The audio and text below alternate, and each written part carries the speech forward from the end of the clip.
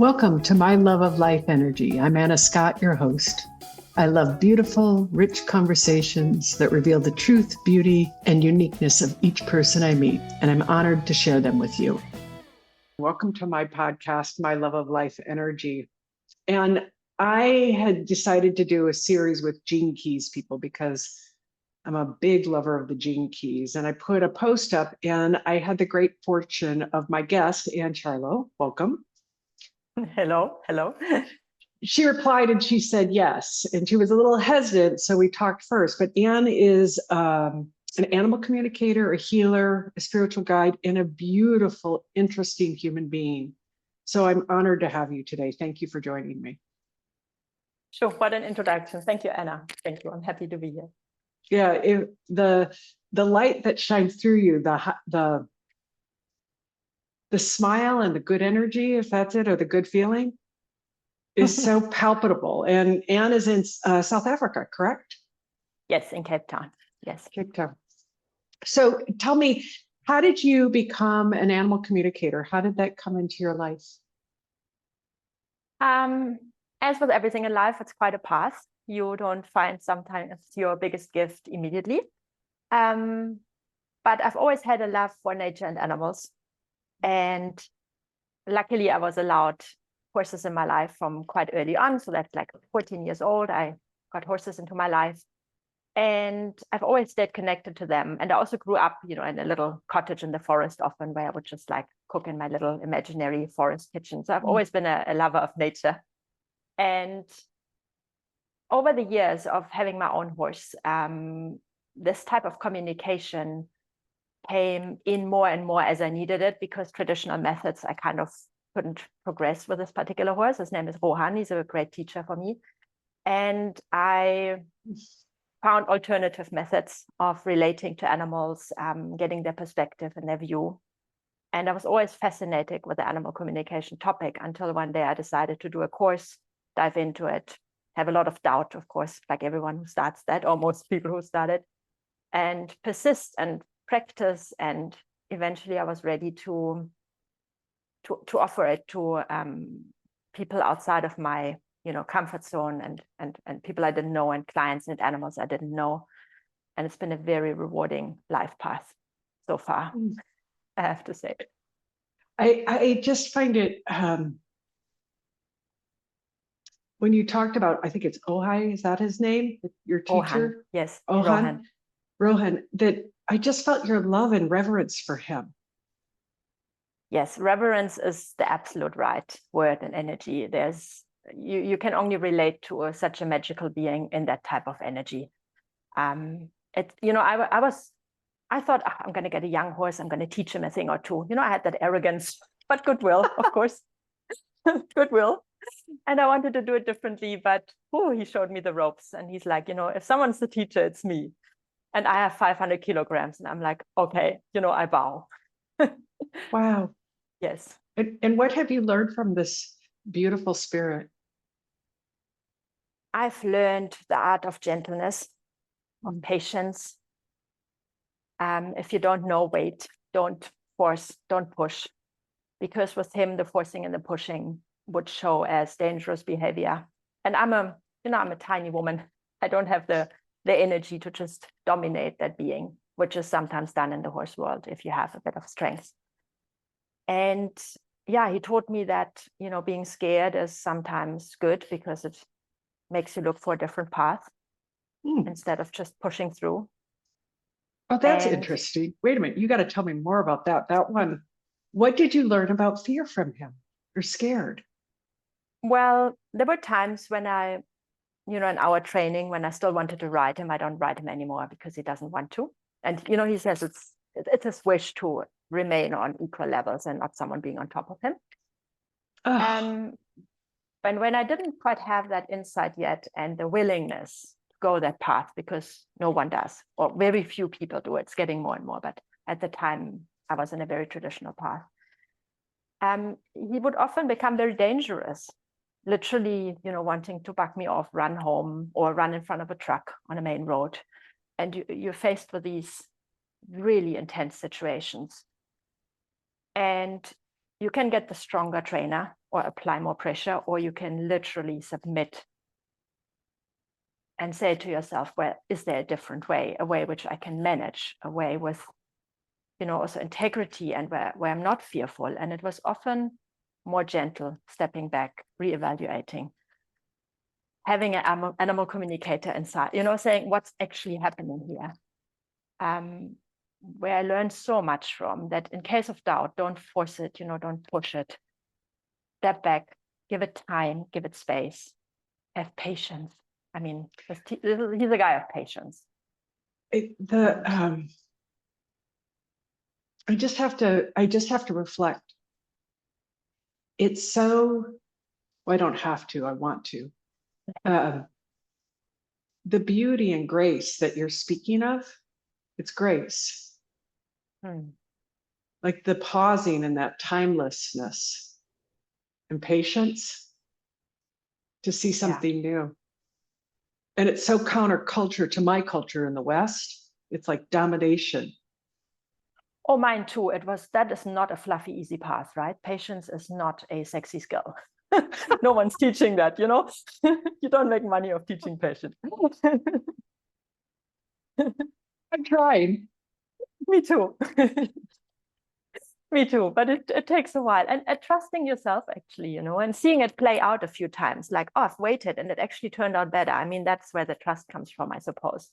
You give it a shot and then you see, that was actually pretty cool when I waited and something else suddenly appeared. Oh my God.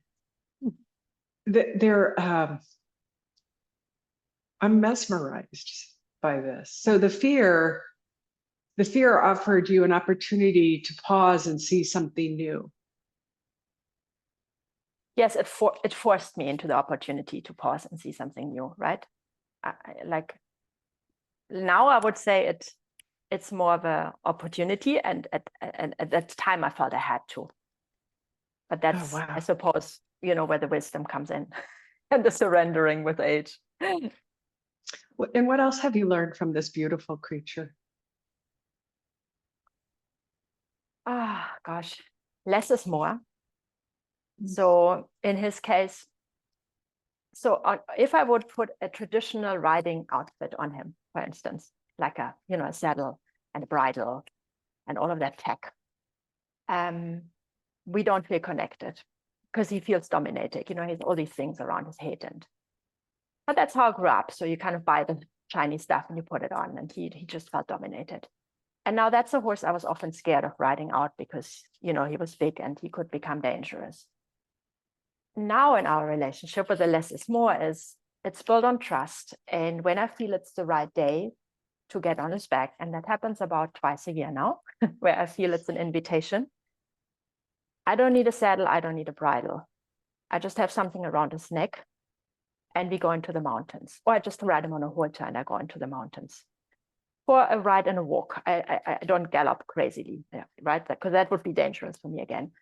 But still, it was a horse who I didn't trust, who now, with trust, I can just be with a lot less of the, stuff around. And that's almost, it's like the opposite, but it's possible because now the trust is in, and it allows me to work with so much less and just work with intentions and thoughts instead of like the obvious signs of riding and all of these things. And I'm saying riding is bad, right? In the traditional way. Everyone has a different path. But for us, that was definitely the path. Like also less is more. And it can be easy.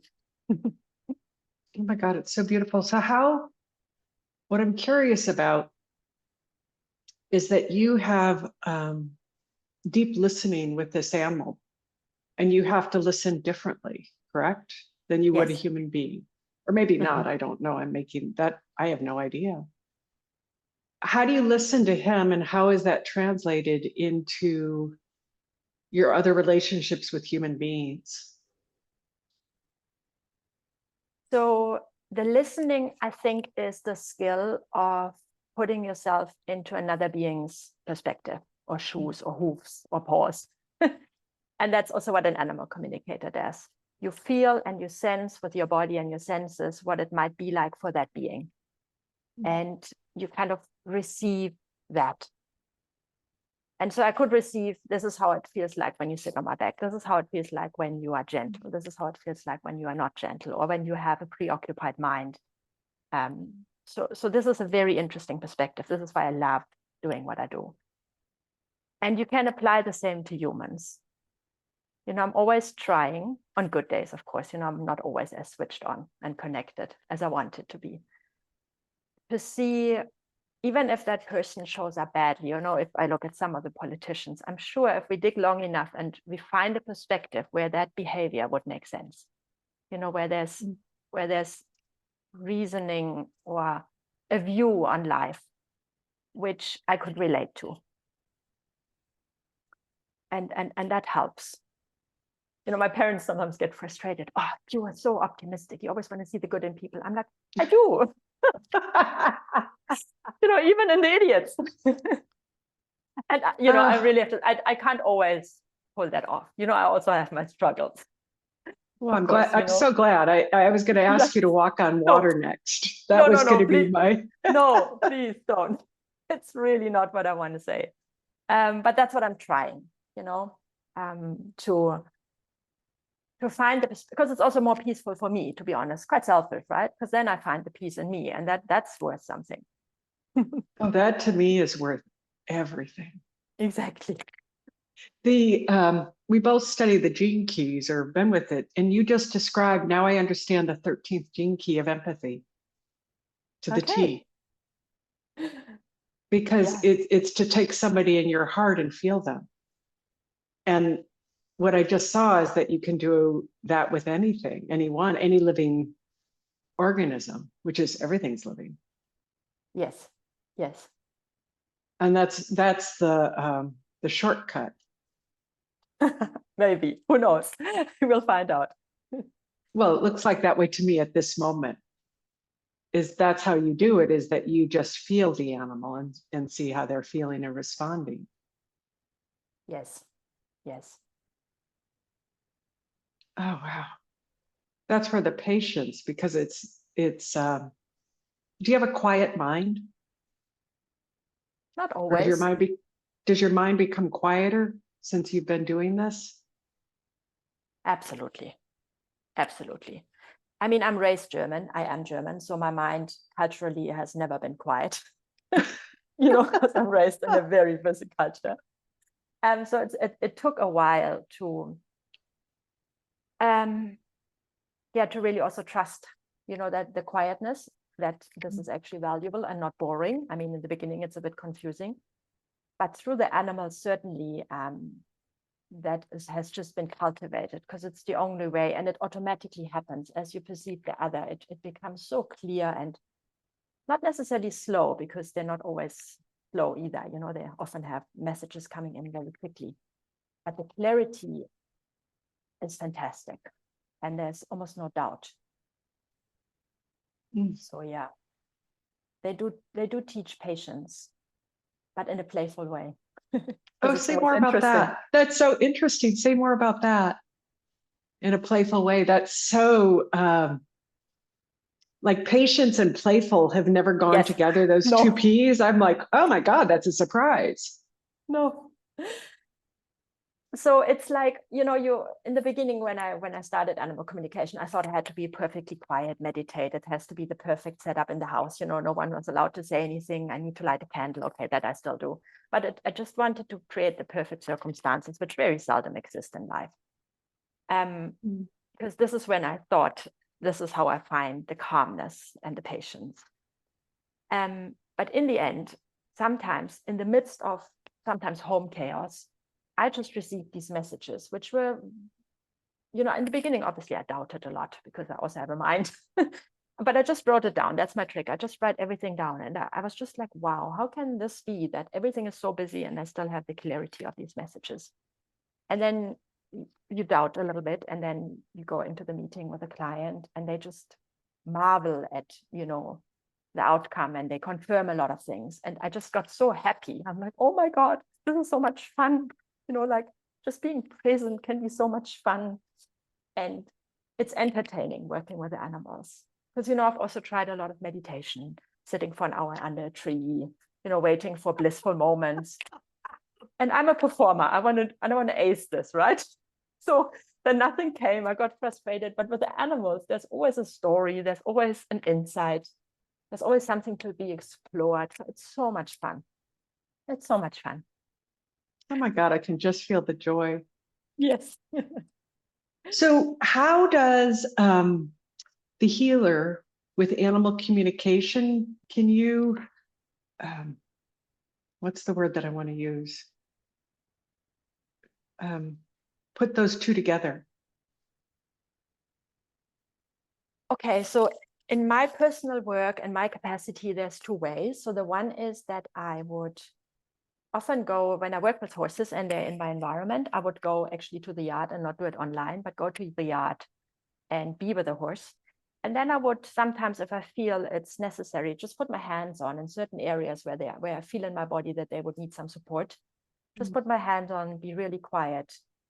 And I know things are shifting, they're yawning, they're releasing, they're showing all these mechanisms of a regulated nervous system, and they become really quiet or lie down.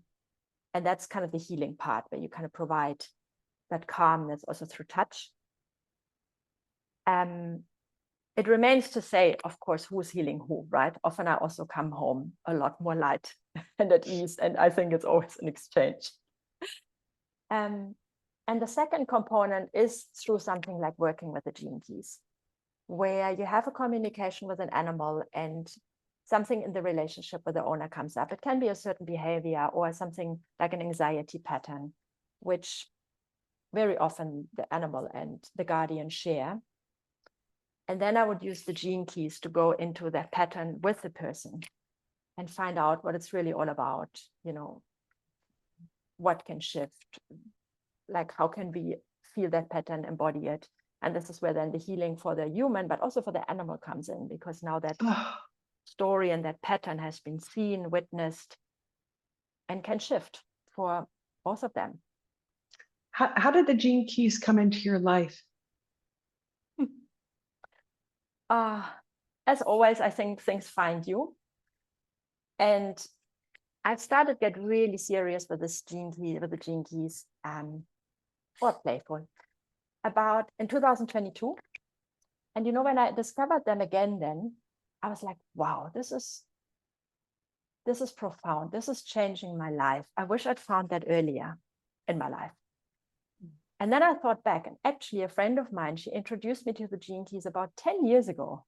She was with this boyfriend and he was a gene key guy and he was a bit odd. So I didn't quite pay attention, right? Because it didn't resonate with him, but I kind of had a look at it. I'm like, yeah, okay, it's cool, but it's not my thing. But I wasn't ready, right? I wasn't ready. And now 10 years later, I read like one passage and I was like, oh my God, this is what I need to get into. And it just shows, you're often ripe for a topic at the right time.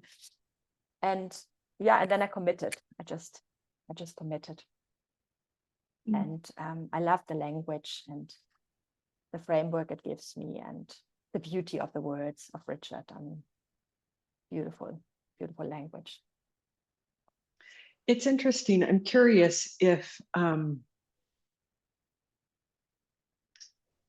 don't know if you have the 30th gene key in your profile, the reverence. But working with the animals, and when you speak about the gene keys, it feels like you have a reverence for all of life, for life itself. I do, actually. Do you? Anna, you also really helped me first time we chatted with, the gene key of the universal love, because I've contemplated this again, because I do have that in my profile. And, universal love for me was always such a big footstep, meaning I have to love everyone. And I really don't. I really don't. I try to see the best, but I really don't. But also our human love is so limited. But I think what it comes down to is really the love for the spirit and for creation and for all the little details in creation. And you can marvel at that adventure called life with the challenges, and with all of it. And the details, like look at the eyelashes of a horse or of the pattern of a butterfly. There is so much, someone or something. For me, it's the spirit, put so much effort into this experience which we have. Oh God. And maybe that is universal love and reverence and all of it, maybe. I can I share a story just on Yes, universal please. love? Of course. I had a new client come in and I shared him his profile, and he has universal love in his attractor field. And I had to look it up because I was like, well, what does it mean? Mm-hmm. And universal love is that there's a perfect harmony in the universe. And there was something about that, and that it's all included. Yes. That we don't understand. And when you're talking like about the little details and the patterns and all of that, it's like I can feel the magic of it all. Yeah. It feels like when you speak of it, it feels like a magic show. Like you're seeing the magic of life. It is a magic show. It is a magic show. And that's my encouragement for everyone. Find the magic in it, right? Because even in the hard stuff, like, the various life paths which we are allowed to embark on, all individually, but also as a collective, it's so magical of what's all in it and how it plays out, and then if you look at it from a bird's eye point of view, it's just Oh brilliant. God. Just brilliant. Oh my God. Talking to you is like, I feel like I've stepped into this magical world. And I'm like, how did I get here and get so lucky? Like, from a bird's point of view, I have never thought of that. Oh my gosh. It's been an animal teaching, by the way. Look at the bird's eye, have the bird's eye point of view. See it from the tops, like you're too close to the drama, like zoom up. That's a typical animal teaching. It's like, yeah, of course, and I'm like, oh, great idea. Wonderful. That's the playfulness where you just explore. Oh my gosh. So what other animals? I'm so curious now. I love that because I love the hawk. Like a hawk will come if I'm talking to certain people, the hawk comes in. But I've never thought about it from, well, what's from their now I can see it so clear. Yes. It's so vast. It's so open and free. Yeah. Oh my God.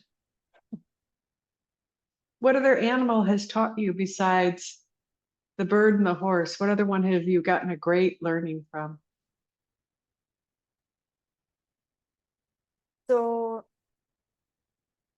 So it's not necessarily just the learning, it's also when they show up, I have to mention him. It's the blue heron. So the blue heron is, I call him my workshop bird, because whenever I feel, I studied marketing in my former life. So I call that my different life, right? Before I went into animal communication, I was in marketing and international marketing. And when I started this business with the animal communication, it was all about, right, what's my marketing plan? Until I found out I can't just have a marketing plan. I need to intuitively offer workshops when I feel it's the time for the workshop. And what I've noticed every time I felt it's time for a workshop, which is when I really also had the energy to show up and just put it out there, and there was a new topic emerging. It wasn't like a plan. It was just like it surprised me, and then I just went for it. And I did that because when I did it according to plan, no one signed up. So I just followed that different approach. And every time I had that feeling, I would see a blue heron literally flying over my car, flying next to me on the ocean, walking across the road. And if I didn't see him, my husband would be like, well, there's the blue heron again. And now every time, literally every time I'm hosting a workshop or I'm thinking about hosting a workshop, there he appears. So it's my workshop bird. So I'm like, cool. Thank you, dude.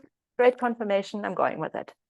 And I think it's that stability in the water, and the waiting, the patience, waiting for the opportunity, which is now part of like my normal life. Like for me, it's normal. I see a heron and I'm like, great, it's workshop time. And it's integrated. So that's one of my most wonderful teachers. I see it as the blue heron. I just saw one yesterday, the stillness. I think of the 50-second gene key, and they represent stillness to me. Yes. They just are so still and patient.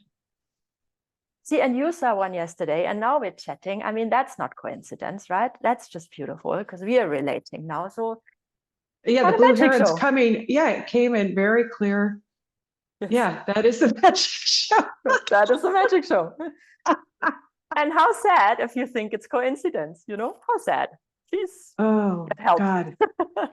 It's so funny as I can feel the energy of the blue heron, the stillness Mhm. and the intentionality. Yes, the intention. Oh, thank you. Yes, that is probably because I often wondered, so what is it with the workshop? But it's the intention. You're right. Mhm. Yes. But it has such when it oh God, I just read, I'm gonna share something.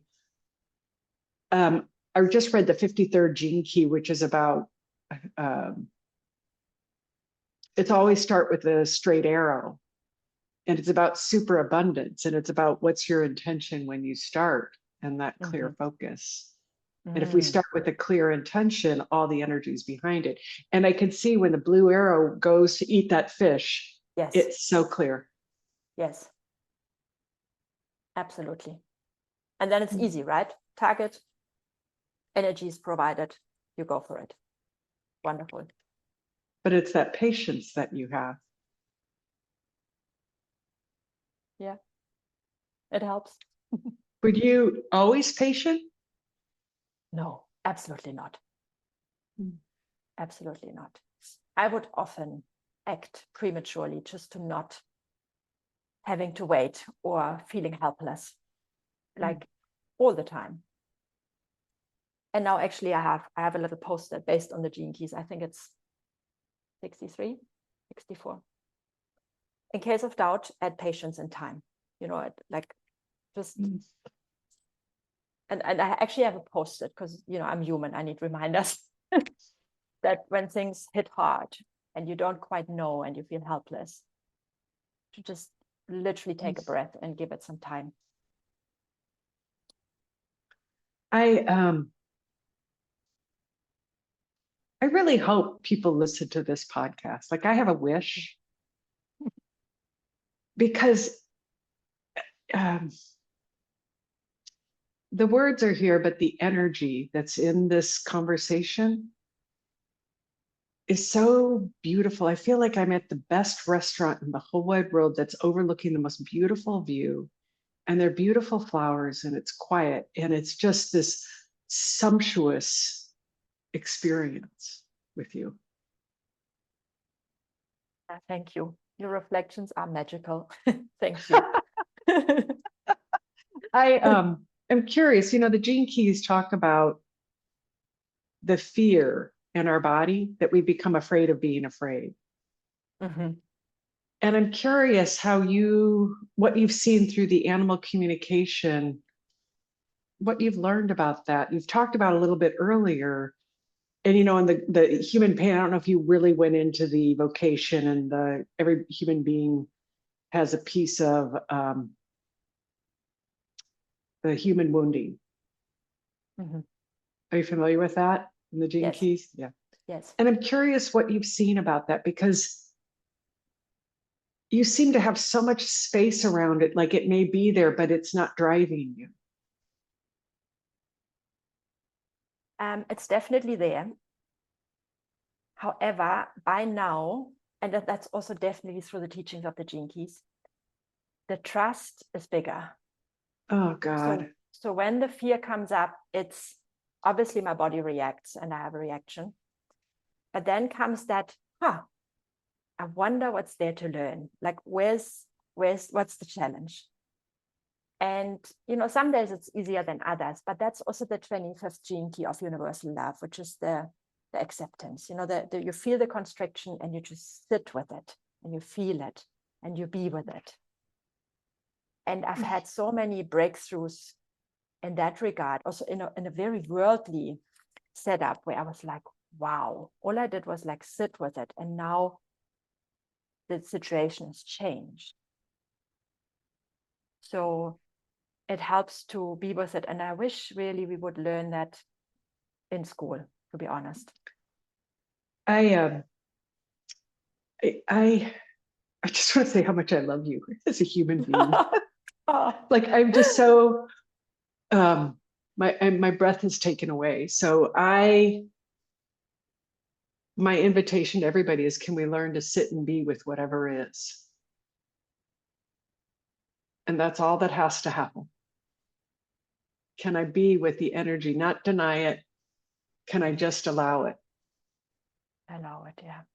And I love what you said. The trust is bigger than that. I trust this pain. I trust this constriction.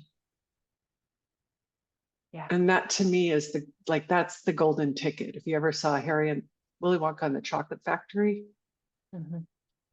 that's the golden ticket. I trust this pain. Yeah. The trust is the game changer, because then you can look at everything and just see it as an adventure, and sometimes it feels more personal than other times, but it is just something playing out. It's a setup, right? It's a stage. It's a stage. I mean, I love when Richard says, pick a role you like and have a bit of fun there as well, because it's just a stage. And that sounds easier said than done. But when really the trust comes in, because you've seen it play out over and over, that in the end it's going to be okay in some way or another, or something shifts, or it's been valuable. And that's lovely. And that's one of my favorite teachings from the animals. Is, the people often ask them, are you happy? And they're like, we're not here to be happy. We're here to be fulfilled. And they encourage us all to be fulfilled. Because in the gutsiest moments, we can have the connection. We can be connected. Like, when we're talking about death and dying, when our doggy died, it was one of the hardest moments of my life, but I felt the most connected. So that's the moments which are worth living, because you see the bigger thing at play. You are connected and you feel part of something. It wasn't my happiest moment, but we're not here for happy, right? We're here for having our soul seen. And the fear part of it plays into that, because there is something to be harvested there, to feel a connection when it shifts. And then that's the magic. That's the magic. I want to thank you. That fulfilled part is a real healing for me. Mm-hmm. Yesterday, I saw my mind wanting to be happy, and I knew I was off. And I knew, like, it's not the game, but I didn't know what the game, like when you said it, I could feel it. And yes, I'm fulfilled 100% in my life. And that's a different game. A different game. And fulfillment sounds like a lot of pressure, actually, but it's the easier way than expecting to be happy, right? It gives you acceptance for all of it. Yeah. Happy is a mindset. Well, it's a variable state. Yes. But fulfilled, it's like, it's a huge buffet. And I have a lot of what I really love in my life. And there are things I don't, but I have a lot that I really love and am grateful for. Beautiful. Yeah. We're coming at the end of our time, Anne, and I'm so moved by our conversation and who you are as a human being. I just want to thank you. Thank you, Anna. And I want people to find you. I want, that's my wish. Everybody gets to find, like, what's the word? Whoever gets to sit and be with you is lucky. And I know that because I have that experience. So how do people find you? It'll be in the, whatever the notes, whatever we do. How do people find your website and book a session with you? So it's my first and last name, annescharlow.com. Okay. And everything's on my website. Also Cool. The social profiles or the work I do. It's very easy, very straightforward. And I like work online. Yes. Great. Simple is the easy way. It's the right way, or the fun way. And thank you. Anna, yes, may I say but also thank you so much for your gift and for your seeing and your deep listening you bring to the world. I've listened to obviously other podcasts, and I love your ability to just, find the essence and communicate it so beautifully, and also certainly having inspired so much of my inner contemplation. So thank you so much for, how you see the world and human beings. Thank you. It's an honor. I love doing it. It's a gift. It's fun. This is Yes. my idea of a good time. Exactly. Thank you, Anne. Thank you.